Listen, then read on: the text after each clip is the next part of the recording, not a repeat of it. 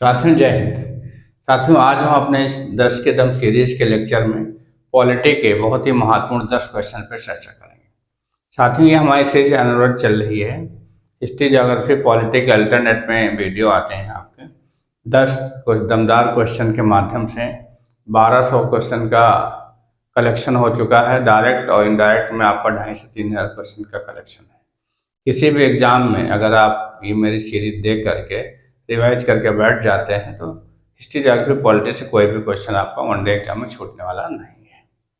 हम कोशिश कर रहे हैं कि इसके अलग अलग लेक्चर भी डिस्क्रिप्टिव वे में आपको लेना शुरू करें, जिससे आपके मेंस के टॉपिक भी क्लियर हो सके। तो आइए साथियों देखते हैं आज का बहुत ही इंपॉर्टेंट सेशन पॉलिटी के 10 महत्वपूर्ण क्वेश्चन। पहला है हमारे भारतीय मतलब राज्य व्यवस्था की कौन सी विशेषता, भारतीय राज्य व्यवस्था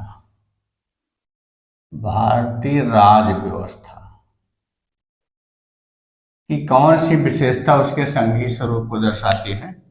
तो मुख्य रूप से ये क्या है, ये न्यायपालिका की स्वतंत्रता सुरक्षित होना, न्यायपालिका की स्वतंत्रता।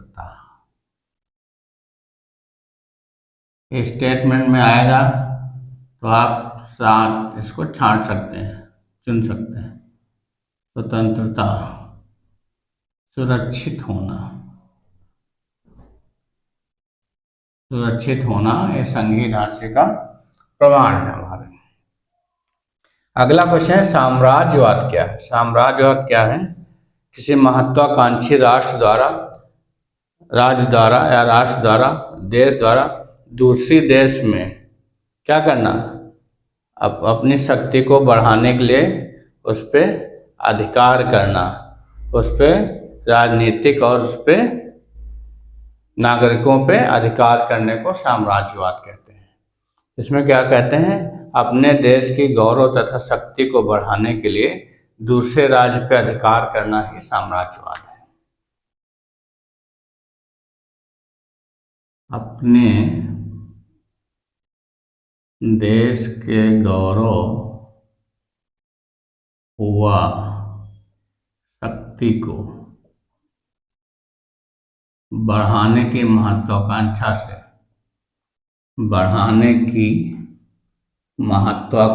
से दूसरे राज्य या देश पर अधिकार करना साम्राज्यवाद का एग्जाम्पल है। इसका सिद्धांत लेनिन ने दिया था। साम्राज्यवाद का सिद्धांत के जनक कौन है, लेनिन।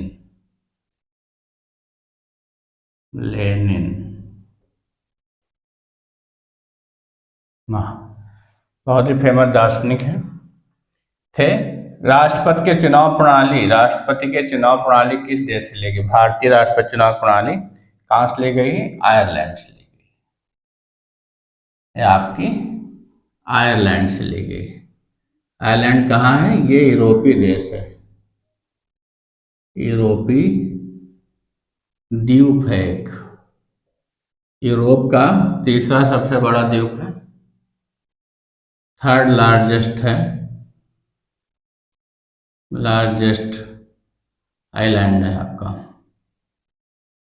ये जो है आपका आइलैंड, ये द्वीप है, लार्जेस्ट द्वीप है ये, चाहे आइलैंड के। तो आपका थर्ड लार्जेस्ट द्वीप है यूरोप का, और विश्व का 20वां लार्जेस्ट है, और ये 486 किलोमीटर लंबा है द्वीप, 275 किलोमीटर चौड़ा है, लगभग 85,000 वर्ग किलोमीटर इसका एरिया है। तो आयरलैंड से ली गई। गुलामी का घोषणा पत्र किसे कहा जाता है। तो गुलामी का घोषणा पत्र भारत सरकार अधिनियम जो है 1935, भारत सरकार या भारत शासन एक ही चीज है, शासन अधिनियम 1935 को गुलामी का घोषणा पत्र कहा जाता है कि गुलामी थी, गुलाम था भारत उस समय, ये घोषणा पत्र है। जबकि इसके 1/3 भाग हम अपने संविधान में शामिल किए हैं। बहुत चीज़ें अच्छी थी और बहुत सी गुलामी की उससे भावना से ओतप्रोत थी। अगला क्वेश्चन है, भारत पाक विभाजन के समय कितनी जनसंख्या का विस्थापन हुआ एक राज्य से दूसरे राज्य, एक देश से दूसरे? तो 8 मिलियन, करीब 8 मिलियन। आपका इसमें क्या हुआ था, धार्मिक आधार पे बंटवारा हुआ था। तो मेनली आपका बिहार है, बंगाल है, यहाँ से सॉरी पंजाब और बंगाल, पश्चिमी बंगाल से जो थे बहुत रूप से बहुत ज़्यादा लोग विस्थापित हुए थे। 8 मिलियन लोगों का यहाँ पे विस्थापन हुआ था। अगला क्वेश्चन है, देशी रियासतों को मानचित्र में किस रंग से दर्शाया जाता था? आप तो वो तो विलय कर लिया था। लगभग 562 देशी रियासतों को हमारे वल्लभ भाई पटेल जी ने विलय कराया था। तो अब तो नहीं होता है, फिर सभी का विलय हो गया था। 565 देशी रियासतों का किस रंग से दर्शाया जाता था पहले? ये पीले रंग से, पीला रंग, पीले रंग से, पीले रंग से दर्शाया जाता था।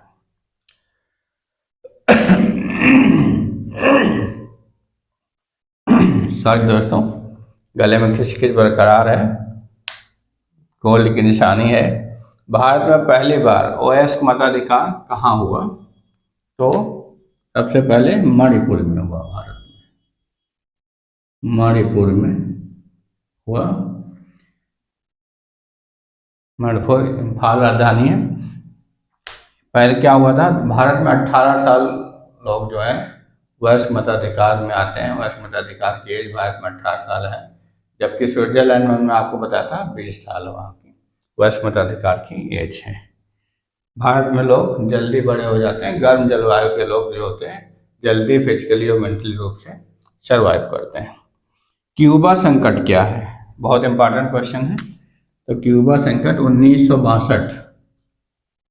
1962 अक्टूबर में क्या चलता था? अमेरिका और सोवियत संघ में शीत युद्ध चलता था। तो उसमें कि 14 अक्टूबर को अमेरिका के टोही विमान ने देखा कि क्यूबा में सोवियत संघ ने ऐसी मिसाइलें तैनात कर दी हैं जिनका रुख अमेरिका की तरफ था और अमेरिका उनकी तरफ पूरी तरह से उसकी जद में था। तो इसको ही क्यूबा संकट नाम से जाना गया। तब 28 अक्टूबर को इस पर हस्तक्षेप किया, वार्ता का प्रस्ताव रखा अमेरिका ने सोवियत संघ से। तो उसकी फिर यूएनओ के हस्तक्षेप से तो फिर क्या किया अमेरिका ने, क्या किया, क्यूबा को आसपास से अंतर्राष्ट्रीय जलमार्ग बंद कर दिया कि कोई जहाज वहाँ से आ जा नहीं सकता था, और आकाशीय भी मार्ग बंद कर दिया, उसमें अपने वो विमान तैनात कर दिए। तो जिससे क्या हुआ, अब क्यूबा में संकट हो गया, ना तो इधर से कुछ खाद्य सामग्री भी नहीं पहुंच पा रही थी। तो जब क्यूबा में ऐसा होगा कि लोग भूखे मरने लगे कि नौबत आ गई, पूरा राशन रसद खत्म हो गया, कुछ भी आ जा नहीं पाता था, तो सोवियत संघ ने अपने हथियार डाल दिए और फिर यूएनओ के हस्तक्षेप से ये 28 अक्टूबर को फैसला हुआ कि हम अपने यहाँ से मिसाइलें हटाएंगे। तो 5 से 6 नवंबर में इन्होंने वापसी शुरू कर दी और 20 नवंबर को ये हो गया कि अमेरिका क्यूबा पे हमला नहीं करेगा और जो सोवियत संघ जो है यहाँ पे अपनी मिसाइलें तैनात नहीं करेगा। तो सोवियत संघ द्वारा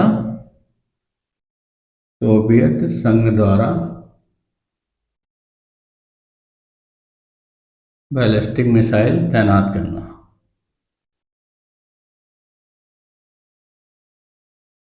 मिसाइल तैनात करना,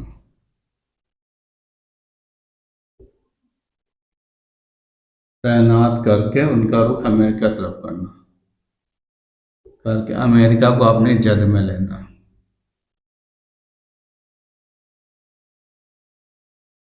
अपनी रेंज में ले लेना।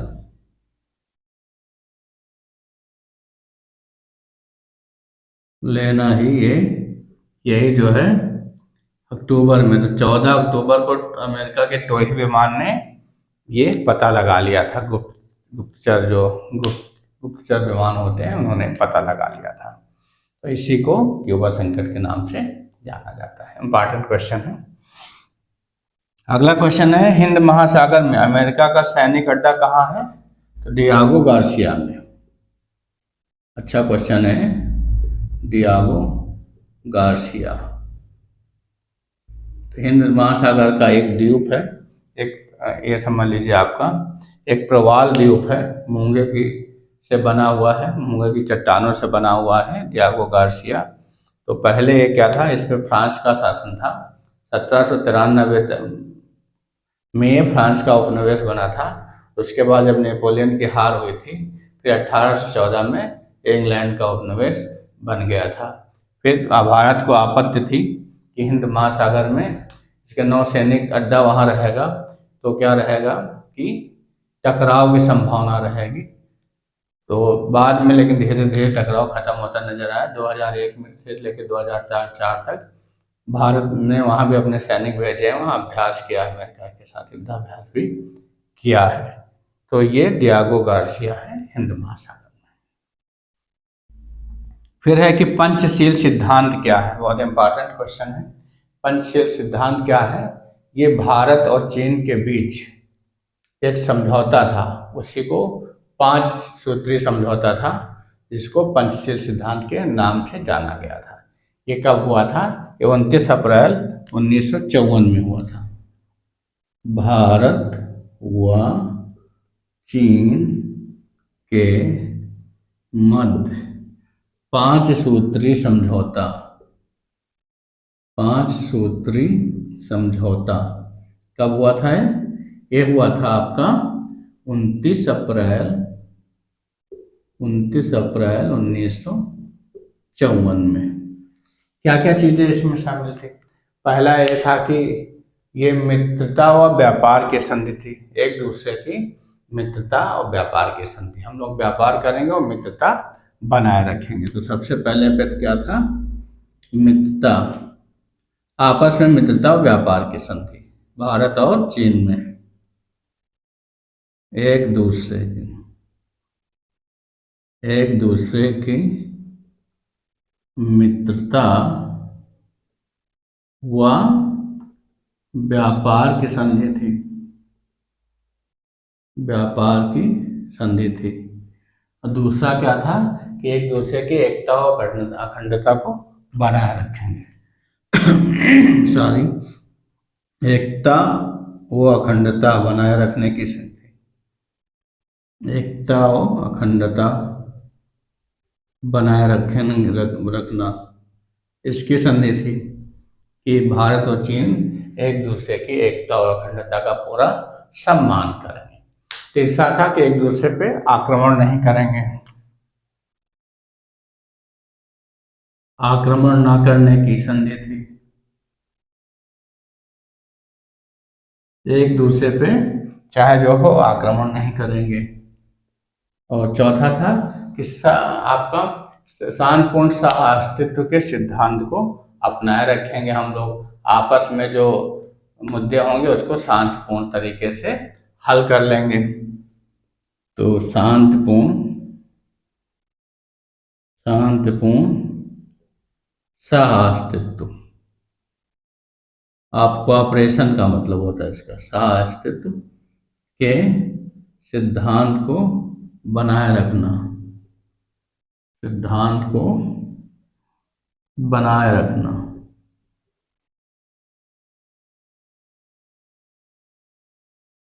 बनाए रखेंगे।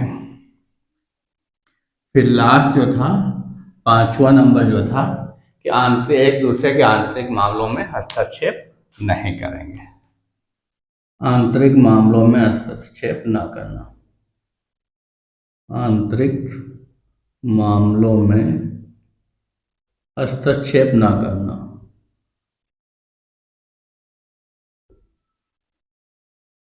आंतरिक मामलों में हस्तक्षेप न करना, ये 5 6 सिद्धांत थे, 5 सूत्री।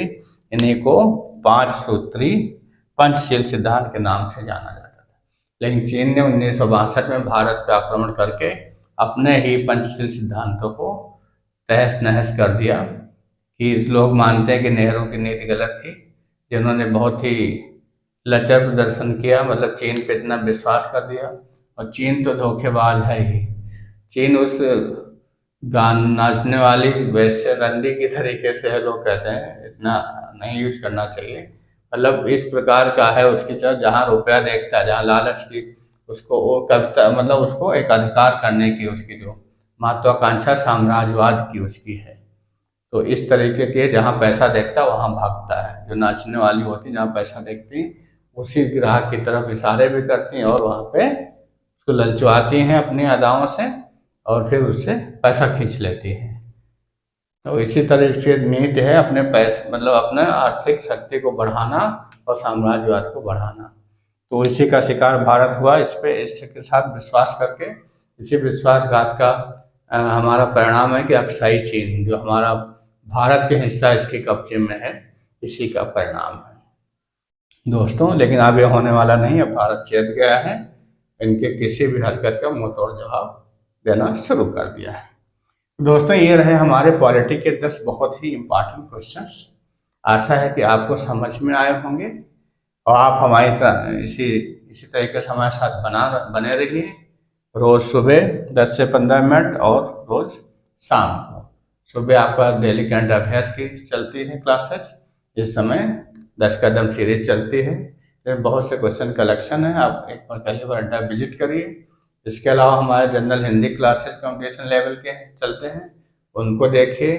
जनरल साइंस के क्लासेस चलते हैं, उन्हें देखिए। और कैलिबर अड्डा में बहुत से महत्वपूर्ण वीडियो का कलेक्शन है, आप उसको जाके देखिए, उसका लाभ उठाइए, अपनी स्कोरिंग अच्छी करिए, अपने लक्ष्य को प्राप्त करिए।